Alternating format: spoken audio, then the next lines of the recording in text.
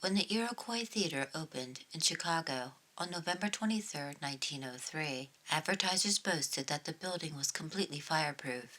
The building had a total of 27 exits, although the owners publicly claimed that the building had 30, and it was reported that if there was a fire, people would be able to evacuate the building within 5 minutes.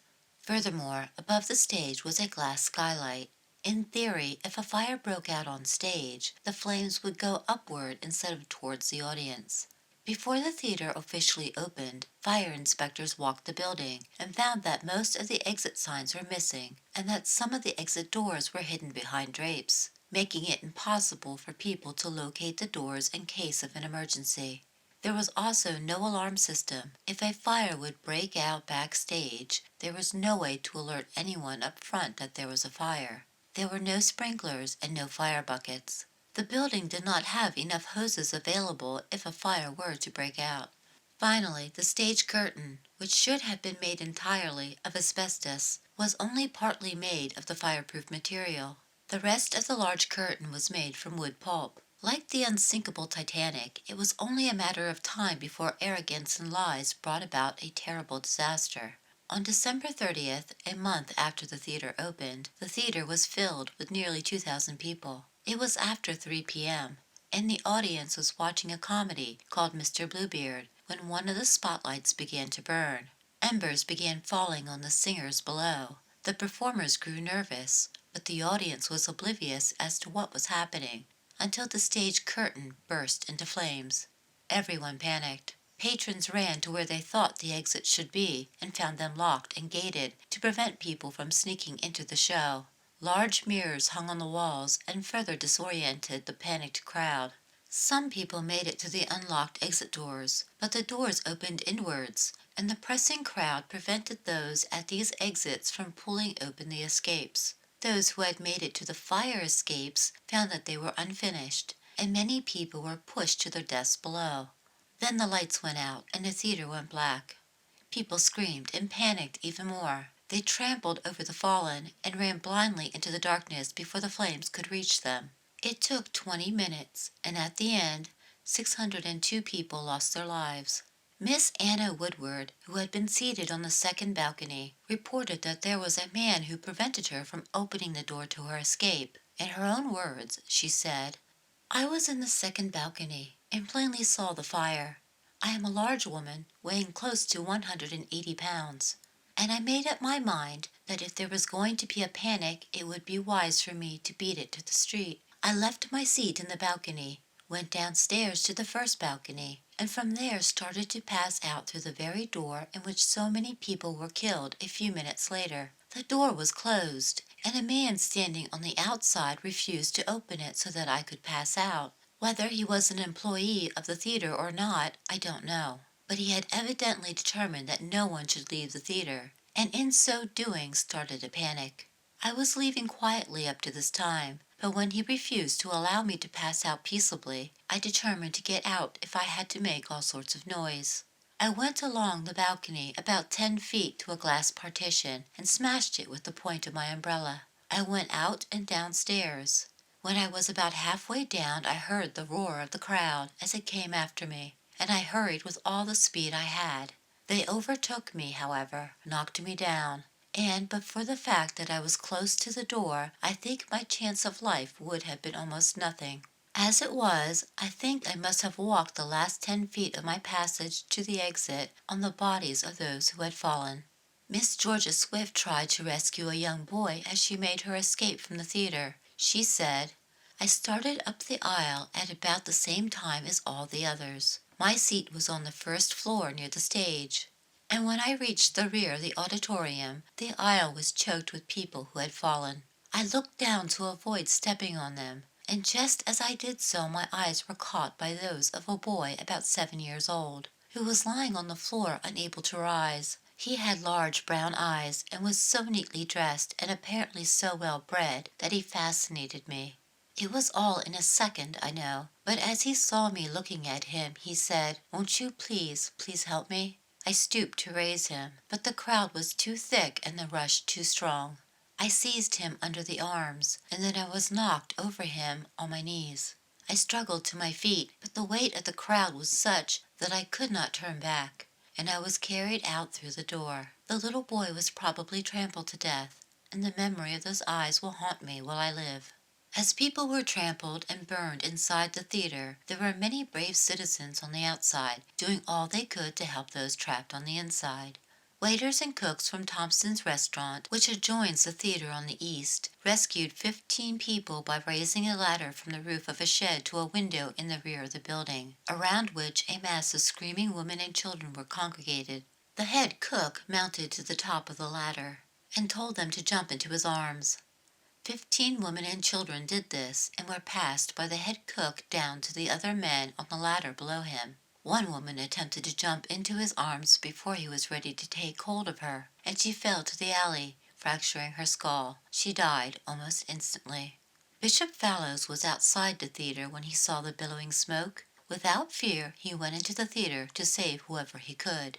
He said, "God forbid that I ever again shall see such a heart-rending sight. I have been in wars and on the bloody field of battle, but in all my experience I have never seen anything half so gruesome as the sight that met my eyes when, with the aid of a tiny lantern, I was finally able to penetrate the inky darkness of that balcony. There was a pile of bleeding bodies 10 feet high, with blackened faces and remnants of charred clothing clinging to them. Some were alive and moaning in their agony. Others, and oh, by far the greater number, were dead. I assisted in carrying many of the injured down and ministered to them the best I could." When the firemen were finally able to enter the theater, what they witnessed was something that none of them were able to forget. One article stated that the dead were stretched in a pile reaching from the head of the stairway, at least 8 feet from the door, back to a point about 5 feet in the rear of the door. This mass of dead bodies in the center of the door reached to within 2 feet of the top of the passageway. All of the bodies at this point were women and children. The fight for life which must have taken place at these 2 points is something that is simply beyond human power to adequately describe. Only a faint idea of its horror could be derived from the bodies as they lay. Women on top of these masses of dead had been overtaken by death as they were crawling on their hands and knees over the bodies of those who had died before. Others lay with arms stretched out in the direction of safety, holding in their hands fragments of garments not their own. They were evidently torn from the clothing of others, whom they had endeavored to pull down and trample underfoot as they fought for their own lives. As the police removed layer after layer of dead in these doorways, the sight became too much even for police and firemen, hardened as they are to such sights, to endure.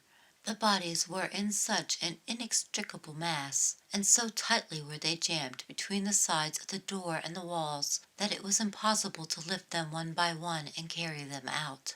The only possible thing to do was to seize a limb or some other portion of the body and pull with main strength.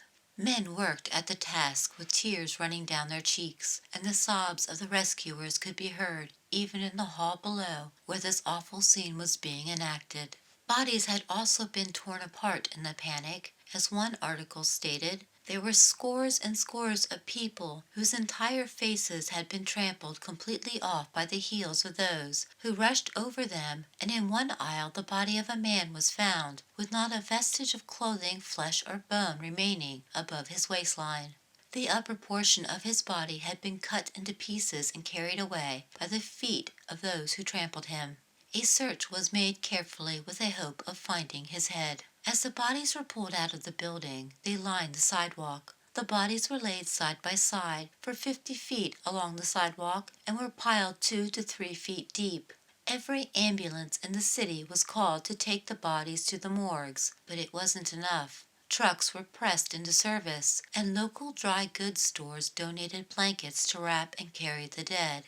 Several morgues were used to hold the remains of those lost to the fire, but the majority of the deceased were taken to the Ralston morgue. It was there that a father identified the headless body of his 8-year-old son by the boy's watch. A 14-year-old girl was identified by her father, who carried a sample cloth of her skirt because many of the bodies were too disfigured and badly burned to be recognized by sight. One father chose to take his little girl home instead of letting her be taken to the morgue. A man, haggard and worn, entered a Cottage Grove Avenue car, carrying in his arms the body of a golden-haired girl. The form was partly wrapped in a canvas. As the father took a seat with the child in his arms, the conductor touched him on the shoulder, saying, "I am sorry, but the rules of the company do not permit the carrying of bodies in this manner. I must ask you to leave the car." Without changing his expression in the slightest, without showing a trace of excitement or irritation, the man rose to his feet, still holding on one arm the body of his child. With his free hand he thrust into the face of the conductor a large revolver, and said in a tone which betokened utter weariness, "This is my daughter. I have looked for her all night and all day. I have tried in vain to obtain a cab or a carriage, and I can get none. I am taking my baby home to her mother, and I intend to take her on this car." On January 1st, 1904, just 2 days after the fire, it was reported that, for the first time since Chicago has possessed bells to peal, whistles to shriek, and horns to blow, the old year was allowed to silently take its place in history, and the new year permitted to come with no evidence of joy at its birth. The appalling calamity in the Iroquois Theater has cast Chicago into the deepest grief and gloom, and for the time being at least seems to have chilled and deadened all the ordinary ambitions of life.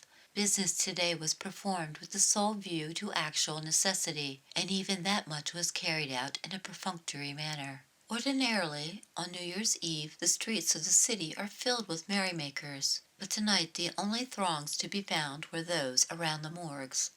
Ordinarily, numbers of fashionable restaurants in the heart of the city are filled with light-hearted revelers who toast the year that passes and hail the year that comes. Tonight these places were deserted, and some of them closed entirely, with doors locked and curtains drawn. Hi everyone, this is Elizabeth. Thank you for watching my latest video. Please don't forget to give this video a like and, while you're at it, subscribe to Strange Ago to keep up with the latest videos covering our strange history.